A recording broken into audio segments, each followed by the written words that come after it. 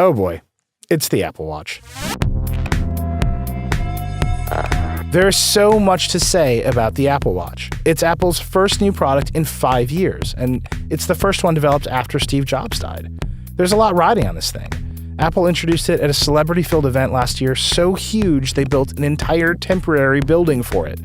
You can spend anywhere from $350 to $17,000 on it. It's crazy. It's a big deal. So what's it like? First, the Apple Watch doesn't look anything like Apple's other products. It's rounder and friendlier than the iPhone or the MacBook.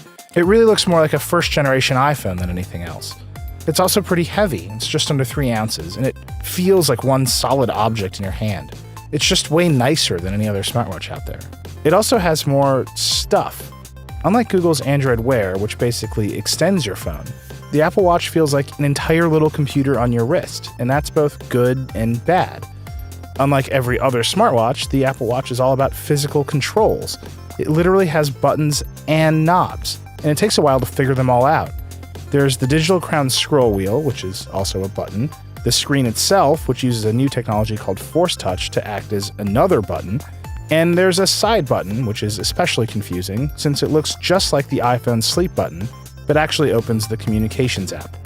Apple's making a big deal out of the digital crown, which lets you smoothly scroll and zoom on the watch without your fingers getting in the way of the screen. And it's definitely nice to have.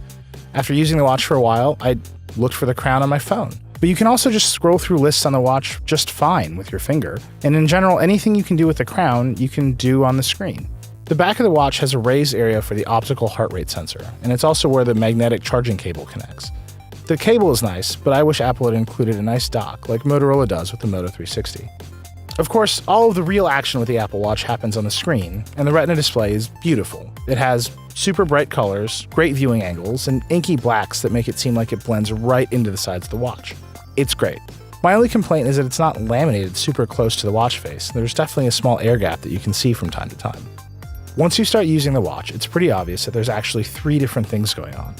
The first and most important is that the watch face is an entire little smartwatch platform all by itself. It's where you're going to spend the most time. There's really only a few basic templates, but you can customize the details on almost all of them. There's not really a great digital watch face though, and you can't create your own or buy new ones like you can with Android Wear. It's a missed opportunity, and Apple has to be working on it. But the watch face is really about 2 things: notifications and glances. When you get a notification, you'll feel a slight tap on your wrist, but the screen won't light up. When you actually look at your wrist, the watch will first show you what kind of notification you've got, and if you keep looking, it'll show you the actual information that came in. This is great if you get a lot of notifications, and you're almost certainly going to get a lot of notifications because the iPhone app that controls everything comes set to full blast by default. So we're really looking forward to launching this new thing. We're thinking a lot about the future. We want to bring in food and technology and kind of think about how we can, spin that into a really great package, and we were wondering if the Verge was interested in collaborating with us. So this is an email from a coworker who is not this coworker. I don't have time to answer this right now because I want to pay attention, so I'm just going to dismiss it for later. So we thought that this was something that could be a really great collaboration for the Eater and the Verge, and we were wondering if you guys had any thoughts on it. Yeah, there's so much. This is an Instagram-like. And here's the real problem with the Apple Watch right now. The settings for how you control what notifications go from your phone to your watch aren't very granular. It's kind of all or nothing for every app you have on your phone. So I'm getting all kinds of notifications I don't want, and to turn them off, I have to go through a huge list and pick which one's yes or no. And so really all I'm doing is knowing more about what's happening on my phone than ever before. Is there somewhere that you need to be right now? I really want to talk about this. I think it's such an exciting project. There's so much we could do together. Yeah, absolutely. Another thing that we're thinking about is the modern kitchen. This is another text from my wife. So now I'm not paying attention to Sonia, I'm not paying attention to my friends and family, but I'm more aware of how many people that I'm ignoring than ever before. I'm not sure that I like it. If you miss a notification, you can just go back to the list from the watch face and take it from there. But you'll sometimes notice that notifications slow things down, which is a theme on the watch. It's a little underpowered. It's the same with glances, which are basically little status screens you can open from the watch face. You can quickly check your heart rate or figure out your location or look at the weather. Apps on your phone can install glances, so I can see what the top trends on Twitter are or look at mass transit options using Transit. It's cool, but glances don't update in the background, so you have to wait for them to load from your phone. Anything that loads data from your phone takes a while to happen on the watch, especially if you're loading location data.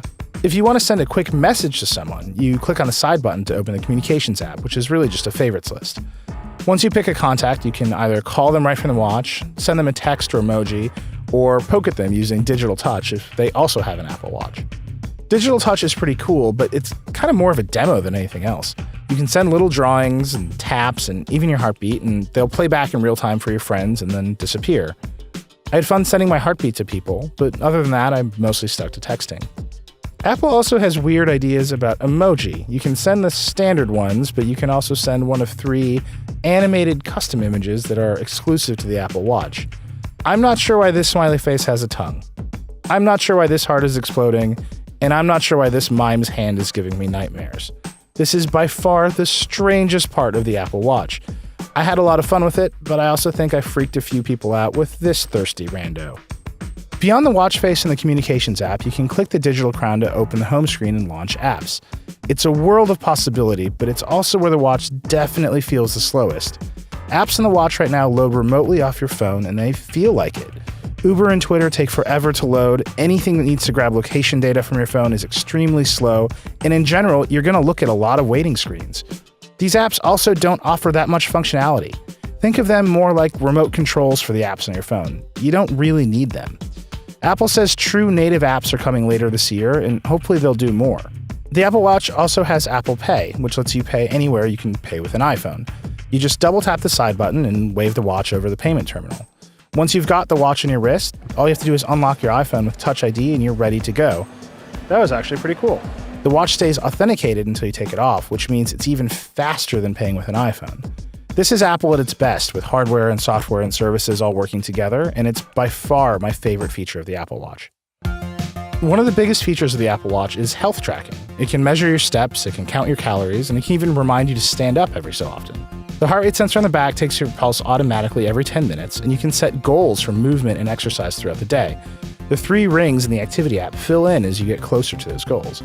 If you hit the gym, you can open the Workout app and select from a few presets to guide you through a workout. But once you set a preset in your goals, the watch will give you little taps to mark your progress. But it's really only geared for cardio. Walking, running, an elliptical, an exercise bike, a stair stepper, a rower.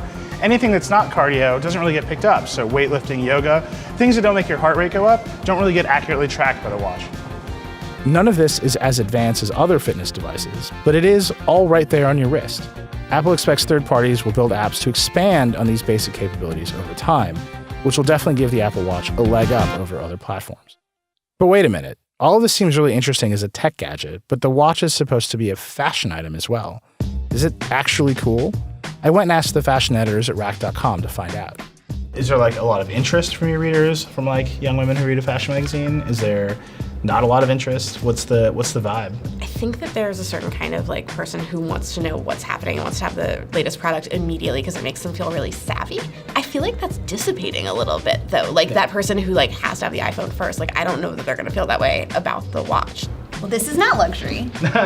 It feels very much like 2 separate objects that were not designed in tandem. Like it feels like you very much have a computer sitting atop a band, which is not the point of a watch. In terms of whether the fashion world will adopt it or not, I don't know that they're gonna adopt it as a design object. I do think this is a watch that makes you feel important, and people who work in fashion like to feel important. Like, is this cool? Does it stand a chance of being cool?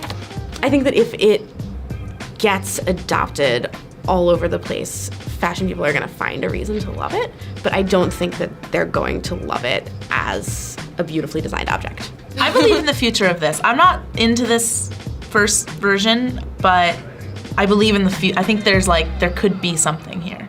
So that's the Apple Watch. It's so much more powerful than every other smartwatch, and it's infinitely more stylish, but it's still a smartwatch. It can do a lot, but it definitely can't replace your phone, and it really can't do much that your phone can't do. To be honest, it's a little unfocused. It's like it has half of every possible feature. It's a first real step towards what seems like a revolution in wearable computing, but it's definitely just a first step. So, should you buy it?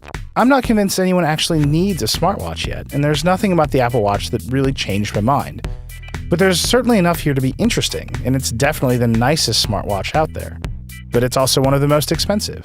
So if you're going to get one, I'd only recommend the Sport model for $350 or $400. You'll get all the same functionality as the more expensive versions, and Apple's definitely going to improve the software a lot over the next few years. but spending any more money than that right now seems silly. The Apple Watch is interesting right now, but I'd bet next year's model and the one after that will be the ones to actually buy.